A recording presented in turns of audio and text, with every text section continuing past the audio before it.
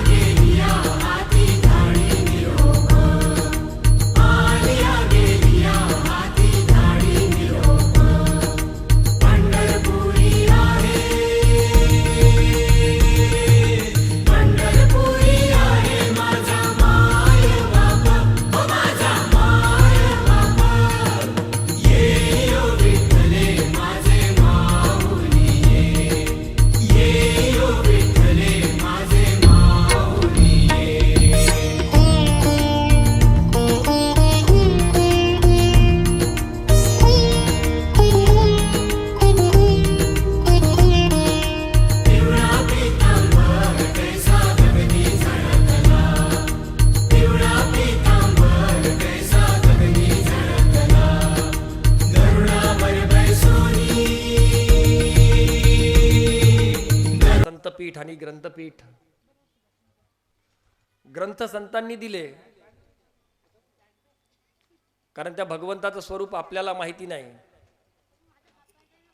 संतांनी वाङ्मयाच्या रूपात दिलं. ज्यांनी दिलं त्यांचं संतपीठ. आणि ज्या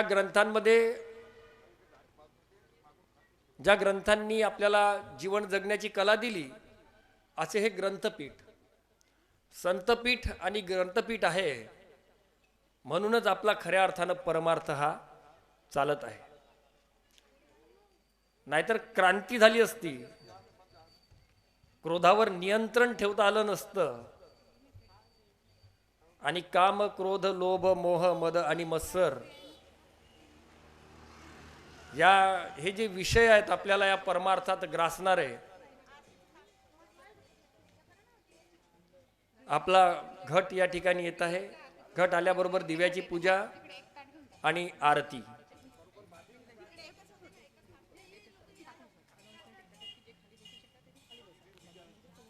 विनंती अशी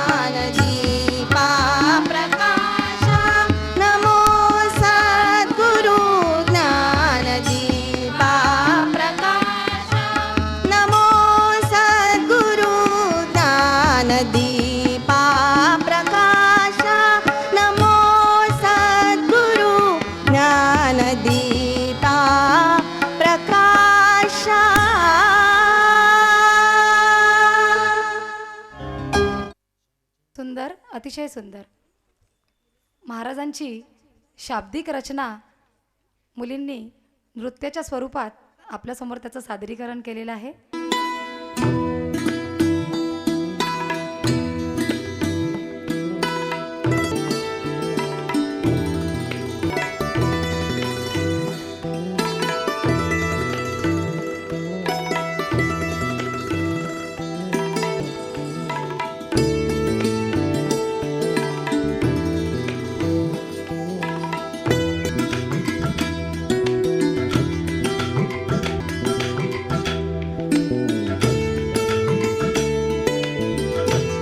माझ्याकडे आलेला आहे आणि अतिशय थोडक्या शब्दात सांगणार आहे. मागील 3 वर्षापासून हा चातुर्मास उत्सव आपण घेत आहोत आणि या प्रास्ताविकातच परिचय सुद्धा येणार आहे. 30 वर्षापूर्वी स्वामी विवेकानंद संस्कार वर्ग नावाचा संस्कार वर्ग या शेष नगरात सुरू झाला आणि 30 वर्षापासून तो आजतागायत सुरू आहे. हळूहळू विद्यार्थ्यांची संख्या वाढत गेली आणि येथील बाराही समाजांनी आम्हाला हे शेष मंदिर संस्कार वर्गासाठी दिलं. या स्वामी विवेकानंद संस्कार वर्गाअंतर्गत हळू एक एक कार्यक्रम वाढायला लागले, जशी गुरुपौर्णिमा, कृष्ण जन्माष्टमी आणि परमपूज्य डॉक्टर काका यांच्या अनुग्रहित आदरणीय हरिभक्तीपरायण सविताताई खरवडे वर्षभर काही ना काहीतरी कार्यक्रम मंदिरात चालायचे. चातुर्मास हा उत्सव 1 वर्ष शेष मंदिरात घेतला, एका मंदिरात, आणि दुसऱ्या वर्षी ही मंदिरांची संख्या वाढत गेली. म्हणजे झाडाचं पान जर तोडलं तर ती जोडता येत नाही, कुणीही तुटू नये, आणि माणसं जोडत गेली. आणि या चातुर्मास उत्सवाला हे भव्य स्वरूप आपल्या सहकार्याने, हा कार्यक्रम एकट्याचा नसतो, आपल्या सहकार्याने आज आपण याचे सर्वजण साक्षी आहोत. हळूहळू मोठं होत गेलेलंच टिकत असते आणि लवकर जर मोठं होण्याचा प्रयत्न केला तर ते टिकाऊ राहत नाही. असंच अध्यात्माचं आहे. डायरेक्ट वरच्या पायरीवर जाऊच शकत नाही.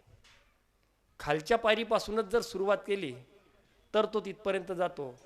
आणि आज ह्या वर्षीच्या चातुर्मास उत्सवाच्या या सांगता समारोहाकरता आदरणीय पाहुणे मंडळी लाभलेले आहेत. हे जे काही स्वरूप आहे हे त्यांच्यामुळेच आहे. आम्ही सर्व चातुर्मास उत्सवाचे ब्रह्मपुरी येथील सर्व सदस्य त्यांना आई म्हणतो. आदरणीय प्राचार्य साधनाताई पुरोहित, ज्येष्ठ साधिका, समर्थांचं अविरत कार्य, आणि आपण सुपरिचित आहोत अशा आदरणीय साधनाताई पुरोहित आज आपल्याला लाभल्या आहेत. तसेच आपल्या प्रत्येक कार्यक्रमात, म्हणजे आम्ही टेकडीवर जाऊन दादांची भेट घ्यायची, आमच्या कार्यक्रमाची पूर्ण रूपरेषा सांगायची, तुकाराम दादांपासनं लक्ष्मण दादांपर्यंत व आता सुबोध दादापर्यंत असा कुठलाही याचा कार्यक्रम नाही आहे आपल्या चातुर्मास उत्सवाचा की जो आम्ही अड्याळ टेकडीचं मार्गदर्शन घेऊन केलेला नाही आहे. असे मार्गदर्शक तथा भूवैकुंठ अड्याळ टेकडीचे संचालक आदरणीय सुबोध दादा आज आपल्याला लाभले आहेत. एवढा प्रास्ताविक आणि परिचय या ठिकाणी मी थांबवतो. धन्यवाद. उद्घाटनपर भाषणाला सुरुवात करावी. श्री गुरुदेव, आजच्या चातुर्मासाच्या या सांगता कार्यक्रमासाठी आपल्या सर्वांना प्रमुख अतिथी म्हणून लाभलेले आमचे आदरणीय साधनाताई, आयोजक आणि बसलेले सर्व बंधू भगिनींनो, मातांनो आणि बालगोपाळांनो, चातुर्मास याचा सांगता समारोप आज आपण इथे करून राहिलो. अनेक लोकांच्या अथक प्रयत्नातून आणि 4 महिन्याच्या अविरत परिश्रमातून हा सांगता समारोप आज इथे घडून आलेला आहे. या निमित्ताने आताच आपण लहान लहानच्या चिमुकल्या बालिकेंनी नमो सद्गुरू ज्ञानदीपा प्रकाशा या विषयावर अत्यंत सुंदर असं नृत्यमय स्वागत केलं. नमो सद्गुरू ज्ञानदीपा प्रकाशा म्हणजे सद्गुरूचं जे स्वरूप आहे ते ज्ञानाच्या माध्यमातूनच आपल्याला प्रचिती घेता येते. वंदनीय राष्ट्रसंतांनी ग्रामगीतेच्या पहिल्या अध्यायामध्ये तुझे दर्शन म्हणजे ज्ञान, अंतरंगात आनंद भान, अखंड शांती, अखंड प्रेम, अखंड सुख समाधान हे जर जीवनामध्ये जर प्राप्त करायचं असेल आणि त्या सर्वेश्वराचं ईश्वराचं जर दर्शन आपल्याला घ्यायचं असेल तर ते ज्ञानाच्या प्राप्तीच्या माध्यमातूनच घेता येते. आणि ते ज्ञान आपल्याला परमपूज्य गुरुवर्य सद्गुरूंकडून मिळते. त्याच्यामुळे त्याचं वंदन करून आज आपण हा कार्यक्रम इथे सुरुवात केली. चातुर्मास्य हा जो 4 महिन्याचा कालखंड आहे हा विशेषतः आपल्या मन बुद्धी इंद्रियाचा अंतर्मुख होऊन अभ्यास करण्यासाठी हा विशेष कालावधी आहे. अनेक साधू संत महापुरुषांनी या 4 महिन्यामध्ये विशिष्ट पद्धतीने जप तप ध्यानधारणा करून त्या आत्मज्ञानाची प्राप्त करून नंतर तो ठेवा समाजामध्ये सर्व लोकांना वाटप करून त्यांना सुद्धा त्यांचं बोधामृत टाकण्यासाठी संधी प्राप्त करून दिली. असा हा चातुर्मास्याचा सांगता समारोप. राष्ट्रसंत तुकोजी महाराजांनी सुद्धा यापूर्वी त्यांच्या कालखंडामध्ये गावागावामध्ये अनेक प्रकारचे चातुर्मास्याचे कार्यक्रम घेतले. मौन साधना शिबिरे घेतली आणि त्याच्या माध्यमातून लोकांचं शारीरिक मानसिक बौद्धिक आध्यात्मिक प्रगती साधण्याचा यथाशक्ती प्रयत्न केला. उभा विश्वाचिया विठेवर सद्गुरू विठ्ठल सर्वेश्वर त्यांचा कृपेचाची विस्तार तुकड्या म्हणे ग्रामगीता. सद्गुरू सर्वेश्वर विठ्ठल यांचा प्रसादच ही ग्रामगीता आहे. आणि ती ग्रामगीता या कार्यक्रमाचे मुख्य आयोजक आदरणीय खरवडेताई यांनी यावर्षी लोकांच्या सर्वांच्या भक्तांच्या पारायणासाठी निवडला आणि तो यशस्वीपणे राबविला. आणि हे सर्व करण्याच्या अगोदर त्यांनी मागच्या वर्षीच यांची पूर्वसूचना सुद्धा आम्हाला दिली होती. त्याच्यामुळे त्यांच्या म्हणण्याप्रमाणे आज आम्ही या कार्यक्रमासाठी उपस्थित झालो. आपण सर्वांनी हा कार्यक्रम बघितला. 4 महिने आपण ग्रामगीतेचं पारायण केलं. ग्रामगीतेचं ज्ञान आपण अनुभवण्याचा प्रयत्न केला. हे सर्व ऋषी मुनींचा साधू संतांचा हा ठेवा आपल्या जीवनामध्ये जर उतरला तर आपलं जीवन मंगलमय व्हायला वेळ लागणार नाही. ती भगवान श्रीकृष्णाने रणांगणावर सांगितलेली भगवद्गीता असो, ज्ञानेश्वर माऊलींनी लिहिलेली ज्ञानेश्वरी असो, किंवा विनोबाजींनी लिहिलेली गीताई असो, किंवा महाराजांनी लिहिलेली ग्रामगीता असो, या सर्वांमध्ये एकच तत्वज्ञान भरलेलं आहे आणि ते म्हणजे अवघाची संसार सुखाचा करीनं आनंद नांदेल तिन्ही लोकी. या तिन्ही लोकांमध्ये कसा आनंदीच आनंद नांदेल यासाठी या सर्व साधू संतांनी प्रयत्न केला. आणि या प्रयत्नातून त्यांना जे अनुभवगम्य ज्ञान प्राप्त झालं ते ज्ञान सांगण्यासाठी या चातुर्मास्याचा कालखंडाचा विशेषतः वर्णन आणि याचा प्रयोग साधू संतांनी समाजामध्ये केला. तो प्रयोग आजच्या विज्ञान युगामध्ये पाहायला मिळत नाही. आता हायटेकचा हा जमाना, फास्टफूडची हे लोकसंस्कृती आणि अशा याच्यामध्ये सुद्धा असे धार्मिक सांस्कृतिक कार्यक्रम राबवणं, लोकांपर्यंत ते नेऊन रुजवणं आणि यशस्वीरित्या त्याला समारोपापर्यंत घेऊन जाऊन एवढ्या अथक प्रयत्नातून हे साकार करणं हे फार मोठं कार्य तुम्हा सर्वांच्या हातून होत आहे. आणि याचं जे पुण्य वितरण आहे त्या पुण्य वितरणाचा कार्यक्रम आज आहे असं म्हणायला आपल्याला काही हरकत नाही. प्रत्येक वर्षी चातुर्मास्याचा जो उपयोग आहे हा सर्वांनी अशा पद्धतीने घेऊन आपलं आत्मज्ञान कसं वाढवता येईल, आपल्याला आत्मबोध कसा मिळवता येईल आणि आपल्याला त्या सर्वोच्च अवस्थेपर्यंत कसं जाता येईल हा सर्वांनी प्रयत्न करायचा आहे. या चातुर्मासाच्या निमित्ताने अनेक लोकांनी परिश्रम घेऊन अनेक लोकांना ही संधी प्राप्त करून दिली. हे काम करणे म्हणजे प्रत्यक्ष साधू संतांचं महापुरुषाचं काम करणे आहे असं मी समजतो. आणि म्हणून सर्वांना, आयोजकांना, आजचे प्रमुख अतिथी साधनाताई, परमपूज्य साधनाताई यांनासुद्धा सर्वांना मी अभिवादन करतो. आपल्या सर्वांचं सुद्धा मी पुन्हा एक वेळा अभिनंदन करतो आणि आजच्या कार्यक्रमाचं उद्घाटन झालं असं जाहीर करतो. धन्यवाद. जय गुरु. मिळालेले बोधामृत चाखायची संधी सर्वांना मिळाली हे सुबोधदादांनी आपल्याला उत्तम प्रकारे समजून सांगितलेले आहे. सद्गुरू सर्वेश्वर विठ्ठलाचा प्रसाद म्हणजेच ग्रामगीता, जी ग्रामगीता आपण 4 महिने अविरतपणे वाचलेली आहे, त्यातून आपल्याला सद्गुरूंचा सर्वेश्वर विठ्ठलाचा प्रसाद आपल्याला मिळालेला आहे. आणखी एकदा धन्यवाद देते. त्यानंतर आपल्याला लाभलेल्या आदरणीय आजचे प्रमुख पाहुणे आदरणीय साधना मावशी पुरोहित यांनी मार्गदर्शन करावे अशी मी त्यांना विनंती करते. जय जय रघुवीर समर्थ. ब्रह्मानंदम परमसुखदम. सर्वांनी म्हणायचं आहे. ब्रह्मानंदम परमसुखदम केवलं ज्ञानमूर्तिं द्वन्द्वातीतं गगनसदृशं तत्त्वमस्यादिलक्ष्यम् एकं नित्यं विमलमचलं सर्वधी साक्षिभूतं भावातीतं त्रिगुणरहितं सद्गुरुं तन्नमामि. कृपाकटाक्षाच्या किरणे मोहसमुद्राचे आटणे घडे जये त्या श्रीकृष्णे वंदू तया ते श्रीराम. तया आदिना अंत मांगल्यची मूर्तिमंत आनंद कदा न खंत जगता लागी श्रीराम. सद्गुरुनाथ महाराज की जय. जय जय रघुवीर समर्थ.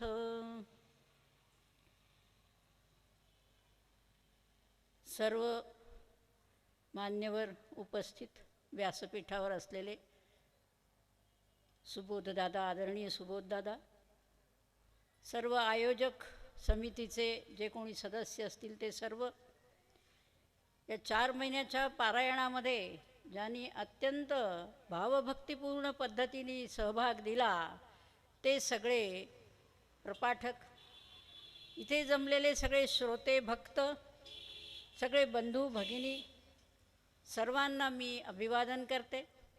सद्गुरूंच्या आणि श्री तुकडोजी महाराजांच्या पायी वंदन करते, नतमस्तक होते आणि थोडंसं काहीतरी प्रगट चिंतन करते. शाळेत मी शिकत असताना आणि शिकवत असतानासुद्धा, मी शाळेतही शिकवत होते, आम्ही एक प्रश्न भाषेच्या विषयामध्ये विद्यार्थ्यांना सोडवायला देत होतो. एक परिच्छेद द्यायचा मोठा आणि सांगायचं की याचा 1/3 एवढा सारांश करा. सविताताईंनी नेमकं हेच केलं आहे. त्यांनी काही काळ शिक्षिका म्हणून आपली जी काय कारकीर्द आहे ती चांगली गाजवली आहे, तेव्हा त्यांना ही युक्ती माहिती आहे आणि तो प्रयोग त्यांनी माझ्यावर केला आहे.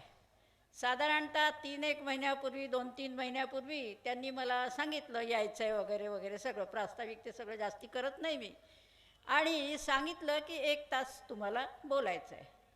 1 तास बोलायचं सांगितल्यानंतर मध्ये एकदा आत्ता एवढ्यातच फोन आला की अर्ध्या तासातच बोलायचं आहे कारण कार्यक्रम भरगच्च आहे. त्यानंतर काल इथे येताना आल्या आल्या मला सांगण्यात आलं की 15 मिनटं बोलायचं आहे आणि आता लाऊडस्पीकरवरून मीनूनी सूचना केली की कमीत कमी बोला. आता कसं मी सारा एवढा मोठा दिला, त्याची तयारी मी केली, एवढे मोठे हे इतके कागद तयार करून आणले आणि आता थोडक्यात बोलायचं. बघूया, ती परीक्षा घेते आहे, सद्गुरूंच्या अधिष्ठानावर ती परीक्षा घेते आहे आणि त्यांच्याच अधिष्ठानावर मी पेपर सोडवणार आहे. बघू कसं काय जमतं ते. असो, चातुर्मासाचा हा कार्यक्रम आहे. यावर्षी 4 वर्ष पूर्ण झालेली आहेत असं मला आत्ता या याच्यातून आयोजनातून समजलं. तेव्हा हा 4 वर्षाचा सुद्धा कार्यक्रम आहे. 4 वर्षाचा असा हा एकत्रित कार्यक्रम आपण साजरा करतो आहोत. दरवर्षीच्या अगदी पहिल्या कार्यक्रमापासून मला इथे बोलवलं जातं आणि मी येते. मलाही अतिशय आनंद होतो. मला सहभागी करून घेतलं त्याबद्दल तसाच यंदाही होतो आहे. आता उद्घाटन झालेलं आहे. उद्घाटनपर असं सुंदर प्रबोधन, आणि ते मात्र परीक्षेत पास झाले. तर ते पूर्ण पास झालेत. मला खात्री नाही, कारण माझी सवय आहे 1 तास दिला की 1.5 तास बोलायचं. अशी माझी सवय असल्यामुळे मी पास होण्याची खात्री नाही. पण त्यांनी मात्र फार सुंदर पद्धतीने आढावा घेतला आणि छान पद्धतीने आपल्याला शुभेच्छा दिलेल्या आहेत. त्यांनी जे सांगितलं त्याला धरूनच मी बोलणार आहे. आपला हा जो ज्ञानदीप आहे, हा ज्ञानदीप जो तुकडोजी महाराजांपर्यंत येऊन पोहोचला, अस्मदाचार्यपर्यंत म्हणजे आपल्या डॉक्टर काकांपर्यंत, किंवा तत्सम जेवढे म्हणून सद्गुरू लोक या काळामध्ये मांदियाळी त्यांची आहे त्यांच्यापर्यंत पोहोचला. तो ज्ञानदीप सर्वात सुरुवातीला अगदी प्रारंभी जर कोणी प्रज्वलित केला असेल तर प्रज्वालितो ज्ञानमय प्रदीपहा, व्यासमुनींनी तो प्रज्वलित केलेला आहे. तिथून तो दीप सांभाळत सांभाळत सांभाळत आपल्यापर्यंत येऊन पोहोचलेला आहे. आपल्यालाही तो दीप आता याच्या पुढे सांभाळायचा आहे. आणि हेच सगळ्याचं मूळ जे आहे ते आपल्या उपनिषद वाङ्मयामध्ये आहे. त्याच्यात एक कठोपनिषद नावाचं उपनिषद आहे, आणि त्या उपनिषदामध्ये यमदेव ज्यांना आपण घाबरतो ते गुरुदेव आहेत. जे यमदेव आहेत ते गुरुदेव आहेत त्या उपनिषदामध्ये. आणि नचिकेता या नावाचा एक लहानगा असा मुलगा त्यांचा शिष्य आहे. अशा या गुरुशिष्यांच्या संवादातून कठोपनिषदाची निर्मिती झाली. आणि पूर्ण कठोपनिषद सांगणार नाही, त्यातला एकच मुद्दा मला या ठिकाणी उद्धृत करावासा वाटतो, आणि तो म्हणजे त्यांनी सांगितलं, नचिकेत्याला सांगितलं की नचिकेत्या, अरे 2 विद्या आहेत, 2 विद्ये वेदितव्ये, 2 विद्यांचा ज्ञान तू करून घे, अभ्यास कर, ज्ञान करून घे. एक जी विद्या आहे ती आहे निःश्रेयसाची, आणि दुसरी आहे अभ्युदयाची. शब्द कठीण वाटतात, आपण सोपे करून घेऊ. मी शिक्षिका आहे, सोपं करून सांगणं मला जमतं. तेव्हा अभ्युदय म्हणजे हे जी ऐहिक वैभव आपल्याला प्राप्त होतं, हे सगळं ऐहिक वैभव म्हणजे अभ्युदय आहे. आणि संपूर्ण पारमार्थिक वैभव म्हणजे मोक्ष. 4 पुरुषार्थ सांगितले, धर्म, अर्थ, काम आणि मोक्ष. हा जो परमपुरुषार्थ आहे याला निःश्रेयस म्हटलेला आहे. तेव्हा या 2 विद्या या जगामध्ये आहेत, तू त्या दोन्हीही जाणून घे. पण त्याच्याबरोबरच एक जाण की अभ्युदयामध्ये तू कितीही प्रगती केली, चंद्र, मंगळ, आणखीन काय तारांगणं ओलांडून पलीकडे जरी तू झेप घेतली, समुद्राच्या तळाचे ठाव जरी तू घेतले, आणखीनही काय वाटेल ते दिवे इकडच्या क्षेत्रात लावले ऐहिकाच्या, तरीसुद्धा त्यांनी तुला मोक्ष मिळणार नाही. तुझं परमकल्याण होणार नाही. परमकल्याण व्हावं अशी जर तुझी इच्छा असेल तर नचिकेत्या, तू निःश्रेयस पर्यंत नेऊन पोहोचवणारी जी अध्यात्मविद्या आहे त्या विद्येचा तू अभ्यास कर. अशा 2 विद्या सांगितल्या. आणि ही जी परमार्थाची विद्या आहे ही मनुष्य देहातच आत्मसात करता येते. अन्य कुठल्याही कुत्र्या, मांजरांनी, डुकरांनी, कुणी वाघांनी, कुणीही ही विद्या संपादन केलेली नाही. अभ्युदयाची नाही, निःश्रेयसाची नाही आहे. परंतु मनुष्याचा देह तुला जो दिलेला आहे ना देवानी, तो निःश्रेयसाची प्राप्ती करण्यासाठी आहे. खाणं पिणं तर पशुही करतात. आहार, निद्रा, भय, मैथून हे सगळे प्रकार प्राण्यांनाही लागलेले आहेत, आणि माणसाच्याही मागे ते आहेत, कारण मनुष्यसुद्धा शेवटी एक प्राणी आहे. पण मनुष्य देह हे मोठं घबाड आहे. त्याला त्याच्याजवळ अशा काही क्षमता या परमेश्वराने दिलेल्या आहेत की त्या क्षमतांचा जर व्यवस्थित सद्गुरूंच्या पायाशी बसून अभ्यास केला आणि उपयोग करून घेतला त्या क्षमतांचा, तर तो निःश्रेयस म्हणजे परमकल्याणाप्रत जाऊन पोचतो. ब्रह्मानंदम परमसुखदम, त्या ब्रह्मानंदाचा लाभ त्याला होतो. नुसतं म्हणण्याचा श्लोक नाही आहे हा. मंगलाचरणासाठी तोंडातून फक्त बोलायचा वैखरीने एवढ्या महत्त्वाचा नाही आहे तो श्लोक, त्याचं महत्त्व फार अपार आहे. असे सद्गुरू आहेत ब्रह्मानंदम परमसुखदम, त्यांच्यासारखं मला व्हायचं आहे. याच्यात काही सद्गुरूंचं काही आपण काही त्यांना कमी लेखतोय आणि त्यांच्याबरोबरीने जायचं आहे असं काही नाही आहे. सद्गुरूंचीच इच्छा असते की आपल्या प्रत्येक शिष्याने परमानंदाची प्राप्ती करून घेतली पाहिजे.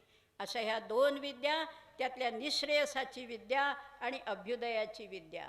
अभ्युदय जर का नीट झाला तर परमार्थामध्ये मन लागतं. रिकाम्या पोटी परमार्थाच्या गोष्टी जमतच नाहीत. आणि म्हणून आपलं पोट व्यवस्थित भरेल, व्यवस्थित चालेल, तब्येत उत्तम राहील, कारण ही सगळी परमार्थाची साधनं आहेत, शरीर वगैरे. आणि म्हणून ते शरीर उत्तम राहण्यासाठी जेवढं करणं आवश्यक आहे तेवढं केलंच पाहिजे अभ्युदयामध्ये. पण ते केल्यानंतर मग टी व्ही पाहण्यात वेळ घालवू नकोस, फालतू गप्पा करण्यात वेळ घालवू नकोस, आणखी नाना चळवळी वळवळी करण्यात वेळ घालवू नकोस. मग हे तुझं जे चांगलं आरोग्य, चांगलं शरीर मिळालेलं आहे त्याचा उपयोग तू परमार्थासाठी, परमकल्याणासाठी कर. असा उपदेश कोणी केला? यमदेवांनी नचिकेत्याला केलेला आहे. आणि हा उपदेश त्यांच्या निमित्ताने त्याचे जे कोणी करते ऋषी आहेत, ऋषींनी रचना केली त्या कठोपनिषदाची. ते जे ऋषी आहेत ते या दोघांचं निमित्त करून आपल्या सगळ्यांना तोच उपदेश करतायत. आता मी जास्ती लांबवायचं नसल्यामुळे एकच सांगते की आपल्या हे जे आपलं जे वैदिक असं सगळं वाङ्मय आहे, हे जे सगळं एकंदरीत उपदेश आहेत, हे सगळे गुरुशिष्य संवाद रूप आहेत. अनेक उपनिषदांमध्ये गुरुशिष्यांच्या जोड्या आहेत. इकडे सुद्धा रामकृष्ण परमहंस होते, तुकडोजी महाराज होते, त्यांची कितीतरी शिष्य परंपरा आहे. परमपूज्य काकवांचे सुद्धा कितीतरी शिष्य त्यांनी तयार केले या पुढे उद्बोधन चालावं यासाठी. तेव्हा अशा तऱ्हेने गुरुशिष्य परंपरेतून आलेलं हे ज्ञान, इथे ज्ञान दिवा लावलाय ना, 4 महिने जपलाय तो, हा समोर आपण आणून बसवला तो. तेव्हा तो ज्ञानदिवा असा वेदपूर्व काळापासून तर आपल्यापर्यंत तेवत आलेला आहे. कोणीही तो विजू दिलेला नाही. आपल्या हातांचं संरक्षण, हातांचं म्हणजे फक्त भौतिक हात नव्हे तर संरक्षक हातांचं एकंदर संरक्षण या सगळ्या लोकांनी, सगळ्या गुरु लोकांनी दिलेलं आहे, गुरु परंपरेने दिलेला आहे. आणि तो वारसा आपल्यापर्यंत जतन करून आणला आहे. आता आपण काय करायचं हे आपल्यावर अवलंबून आहे. समर्थ रामदास स्वामी म्हणतात, समजले आणि वर्तले तेची भाग्य पुरुष झाले. समजून घ्या हा ज्ञान काय आहे हे समजून घ्या, आणि ते समजून घेतल्यानंतर नुसतं बुद्धीत साठवू नका, त्याप्रमाणे वर्तन करा. समजले आणि वर्तले अशी जी माणसं वागतात आयुष्यामध्ये ती भाग्य पुरुष ठरतात. आणि नुसतेच विद्वत्ता मिळवतात, आचरण ठेवत नाही असे जे उरतात त्यांना समर्थ करंटे म्हणतात. आता आपण ठरवायचं आहे आपल्याला भाग्यपुरुष व्हायचं आहे की करंट व्हायचं आहे. आपण करंटेपणाकडे जाऊ नये, उलट भाग्यपुरुष आपण होण्याचा प्रयत्न करावा. यासाठी तुकडोजी महाराजांसारखे सद्गुरू या भूतलावर निर्माण होतात. आता तुम्ही पहा, 4 महिने तुम्ही ग्रामगीता वाचली, तुमच्या निमित्ताने मला सुद्धा यांनी सविताताईंनी वाचायला लावली आणि मी सुद्धा वाचली. आणि त्याच्यामध्ये आपण पाहाल तर तुकडोजी महाराजांनी सुद्धा अभ्युदय आणि निःश्रेयस या दोन्हीचं उद्बोधन केलेलं आहे. अगदी ग्राम शिक्षणापासून, ग्रामरचनेपासून, ग्राम आरोग्यापासून, स्वच्छतेसारख्या चांगल्या सवयी, ज्या वाईट गोष्टी आहेत त्यांची निंदा, हे सगळे ग्रामगीतेत आपल्याला वाचायला मिळतं. आणि हे सगळं आपण केलं तर आपलं अभ्युदयाचं क्षेत्र समृद्ध होतं. आणि असं समृद्ध क्षेत्र झाल्यानंतर अशा तऱ्हेने जो सच्शील असा मनुष्य असेल तोच परमकल्याणाच्या गोष्टी आणि साधना करू शकतो. मग 37व्या अध्यायात तुकडोजी महाराजांनी अनुभव कथन केलेलं आहे. हे अनुभव जे आहेत 37व्या अध्यायामधले, ते अनुभव एवढं सगळं आणि आपण केले आणि मग सांगितले, केले आणि सांगितले, अशा तऱ्हेने तुकडोजी महाराजांनी आपल्याला सगळं सांगितले. आधी केले आणि मग सांगितले. नुसताच उपदेश नाही केला त्यांनी, तर किती त्यांच्या योजना आहेत. मला वेळ नाही आहे म्हणून, नाही तर त्यासुद्धा योजना मी जरा थोड्याशा लक्षात ठेवून आली आहे. कितीतरी योजना. मग आता थोड्या वेळाने सामुदायिक प्रार्थना होणार आहे, ग्राममंडळं आहेत, उपासना मंडळं आहेत, किती किती किती म्हणून उपक्रम त्यांनी केले. किती संमेलनं भरवली, किती सभा गावोगाव केल्या, देशात आणि विदेशात सुद्धा. अशा तऱ्हेचं कार्य त्यांनी प्रत्यक्ष केलं. आणि ते आता इथे ती ओवी लावली आहे, त्याप्रमाणे आपल्यावर जबाबदारी आहे की आता आपण आपल्या परीने ते जास्तीत जास्त लोकांपर्यंत पोचवायचं आहे. तेव्हा हा संदेश आपण याच्यातून घ्यावा असं एक माझा सगळ्यांना आग्रह आहे. बाकीचा तपशील मी आता पूर्णपणे बाजूला ठेवते. मुख्य मुद्दा निःश्रेयस आणि अभ्युदय. परंतु दुर्दैवाची गोष्ट आज अशी आहे की संपूर्ण जग, त्या जगातलेच आपणही आहोत, आपण वगळलेले नाही, संपूर्ण जग आज केवळ अभ्युदयाच्याच मागे आहे आणि निःश्रेयसाचा त्यांच्या डोक्यात विचारही येत नाही, किंवा आला तरी अशी वीज चमकून जाते तसा क्षणभरासाठी येतो आणि दुसऱ्या दिवशी पुन्हा अभ्युदयाचा. आणि अभ्युदयाचं प्रतीक म्हणजे पैसा आहे, संपत्ती आहे. बघा, संपत्तीनीच सगळ्या अभ्युदयामधल्या गोष्टी घडतात. तेव्हा त्याच्या मागे आज आपला समाज, संपूर्ण जग लागलं आहे की नाही. अशा तऱ्हेने तुकडोजी महाराजांनी आपल्याला सांगितलेलं आहे, निव्वळ अभ्युदय नाही, अभ्युदयाला तुमच्या जीवनात दुय्यम स्थान द्या. प्रथम स्थान तुमच्या निःश्रेयसालाच आहे आणि हे सगळ्यांनी बरोबर करायचं आहे, सर्वांनी मिळून मिसळून करायचं आहे, कोणी एकट्याने करायचं नाही. तेव्हा सगळ्यांना घेऊन चला हा विशेष मंत्र आपल्याला ग्रामगीतेमध्ये बघायला मिळतो आणि सगळ्या समाजाचा, समुदायाचा विचार त्यांनी मांडलेला आहे. असे हे तुकडोजी महाराज, त्यांच्या ग्रामगीतेचं आपण काय केलेलं आहे, पारायण केलेलं आहे. इकडे लक्ष द्या, तिकडे नका लक्ष देऊ. त्यानंतर पूर्ण लावल्या ज्योती पण त्या म्हणजे मग एकदम पाहायला छान वाटेल. तेव्हा हे जे झालेलं आहे तर हे आपण आता आत्मसात करायचं आहे आणि आपल्याबरोबर इतरही 4 लोकांना पुढे न्यायचं आहे. आपल्याला संपूर्ण समाजाला नाही पुढे नेता येणार महाराजांसारखं, 4 लोकांना तर नेता येईल, तेवढंच करावं. आणि आपण तुकडोजी महाराजांनी आपल्याला जो ज्ञानदीप लावून ज्या वेळेला आपण ते पूर्ण शेवटपर्यंत नेऊ आणि आचरणात आणू, त्याच वेळेला त्याची सांगता तो परमेश्वर करेल, सांगता आपल्याला करायचीच नाही आहे. हे फक्त एक औपचारिकता असते उत्सवाची, म्हणून आपण सांगता समारंभ केला. आपल्या आयुष्यात मात्र यंदाच्या चातुर्मासात ग्रामगीतेचा प्रारंभ झालेला आहे आणि तो आपल्याला सतत पुढे चालवायचा आहे. अशा तऱ्हेचा एक भाव या ठिकाणी व्यक्त करते. या ठिकाणी मला बोलवलं, मोठी बहीण म्हणून बोलवलं, त्याबद्दल आयोजकांना धन्यवाद देते आणि आपली सगळ्यांची रजा घेते. जय जय रघुवीर समर्थ. उत्तम संस्कार प्राप्त केले, त्याचे पारणेची फिटले जन्म मरणाचे. तुकडोजी महाराजांच्या या उक्तीप्रमाणे, यांच्या ओवीप्रमाणेच मावशींनी आम्हास पारमार्थिक वैभव प्राप्त करून घेण्याचे मार्गदर्शन केले आहे. ऐहिकातली विद्या आणि परमार्थातली विद्या मावशींनी अतिशय सुंदर पद्धतीने समजावून सांगितलेली आहे.